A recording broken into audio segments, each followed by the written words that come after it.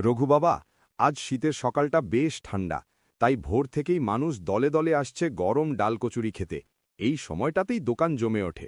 সেটাই তো কাকা, আপনার দোকানের সামনে দিয়ে হাঁটলেই কচুরির গন্ধে মনটা এমনভাবে টানে যে না দাঁড়িয়ে থাকা যায় না। এই কচুরির ডাল আমি কখনো তাড়াহুড়ো করে বানাই না। কাল রাতেই ডাল ভিজিয়ে রেখে ধীরে ধীরে মশলা মিশিয়ে তৈরি করি, বলেই স্বাদটা আলাদা হয়।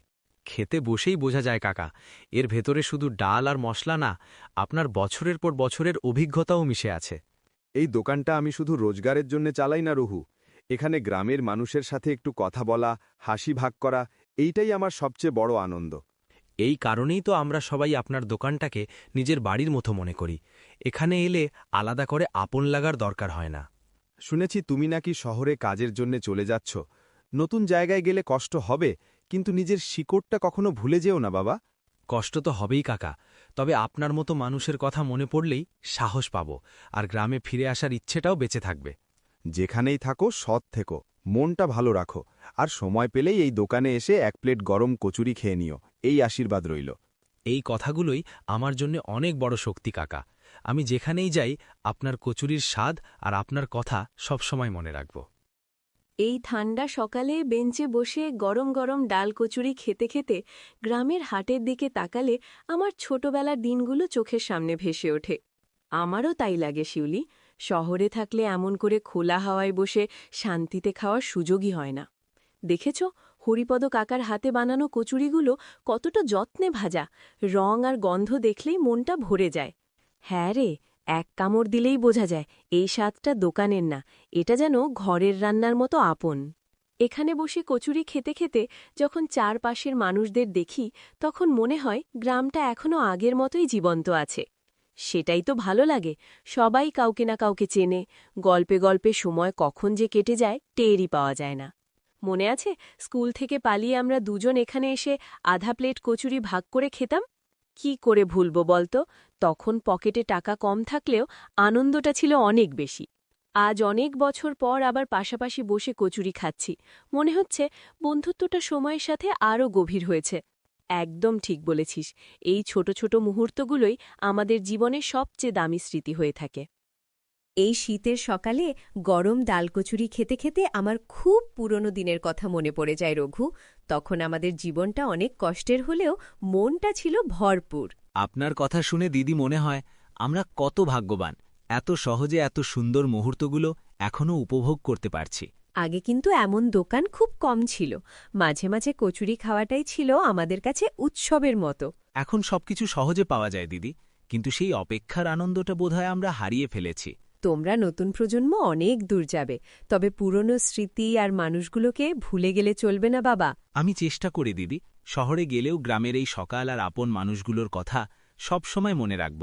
দূরে গেলে মন কখনো কখনো দুর্বল হয়ে পড়ে, তখন নিজের শিকড়ের কথা মনে করলে শক্তি পাওয়া যায়। আপনার এই কথাগুলোই আমার জন্য আশীর্বাদের মতো, এগুলো মনে রাখলেই কোনো কষ্ট আর বড় মনে হবে না। ভালো মানুষ হয়ে থেকো রঘু, সৎ পথে চললে জীবন তোমাকে ঠিক পথটা দেখিয়ে দেবে। আপনার দোয়া থাকলেই দিদি আমার জন্য অনেক। আমি চেষ্টা করব আপনার বিশ্বাসটা ধরে রাখতে। এই দোকানটার সামনে দাঁড়ালেই আমার মনটা আলাদা রকম শান্ত হয়ে যায়। সকালবেলা মানুষজনের ভিড় আর গল্পগুলো যেন দিনটা ভালো করে শুরু করতে সাহায্য করে। তাই তো বলি, আমি পথ চলা থামিয়ে এখানে একটু দাঁড়ালাম। এমন পরিবেশে না দাঁড়িয়ে থাকা যায় নাকি? হরিপদ কাকা শুধু কচুরি ভাজেন না, উনি আসলে গ্রামের মানুষগুলোর মধ্যে একটা বন্ধন তৈরি করে রেখেছেন। বেশিরভাগ জায়গায় এখন মানুষ আসে শুধু খেয়ে চলে যেতে, কিন্তু এখানে এলে কথা না বলে যাওয়া যায় না। এই বেঞ্চে বসে কত মানুষের হাসি কান্নার গল্প যে শুনেছি, মনে হয় দোকানটা আমাদের জীবনের অংশ হয়ে গেছে।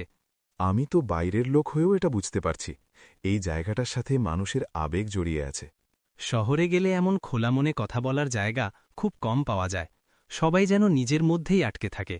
ঠিকই বলেছ, তাই তো গ্রামে এলে আমি ইচ্ছে করেই একটু সময় নিয়ে ঘুরি, এই আপন পরিবেশটা উপভোগ করার জন্য। এই দোকান আর এই মানুষগুলো থাকলে গ্রামটার প্রাণ কখনো হারাবে না।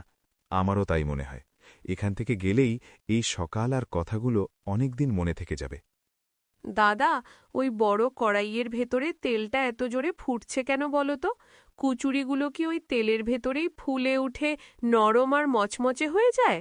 হ্যাঁ রিমা, তেলটা যখন ঠিকঠাক গরম হয় তখন কচুরিগুলো ভেতর থেকে ফুলে উঠে সোনালি রং ধরে, তাই খেতে এত মজা লাগে। আমি যখন বড় হব দাদা, তখন কি আমি হরিপদ কাকার মতো করে নিজে নিজে গোল গোল সুন্দর কচুরি বানাতে পারবো? নিশ্চয়ই পারবে, যদি মন দিয়ে শেখো আর ধৈর্য রাখো, তাহলে যে কোনো কাজই একদিন তোমার কাছে সহজ হয়ে যাবে। আজ হরিপদ কাকা আমাকে একটা বেশি কচুরি দিয়েছে, আমি সেটা বাড়িতে নিয়ে গিয়ে মাকে দেখাবো। উনি বাচ্চাদের খুব স্নেহ করেন রিমা, তাই তোমাদের খুশি দেখলেই ওনার নিজের মনটাও ভালো হয়ে যায়। দাদা, স্কুল থেকে ফেরার পর এখানে এলে আমার পড়াশোনার চাপ আর সারাদিনের ক্লান্তিটা একদম ভুলে যাই। এই ছোট ছোট আনন্দই রিমা মানুষের মনকে হালকা করে আর নতুন করে হাসতে শেখায়। আমার ইচ্ছে করে আমি যদি প্রতিদিন এই দোকানে আসতে পারতাম আর সবাইকে গল্প করতে শুনতাম। সব সময় না পারলেও এই জায়গাটার কথা তুমি মনে রাখবে, বড় হলে এই স্মৃতিগুলোই তোমাকে আবার এখানে ফিরিয়ে আনবে।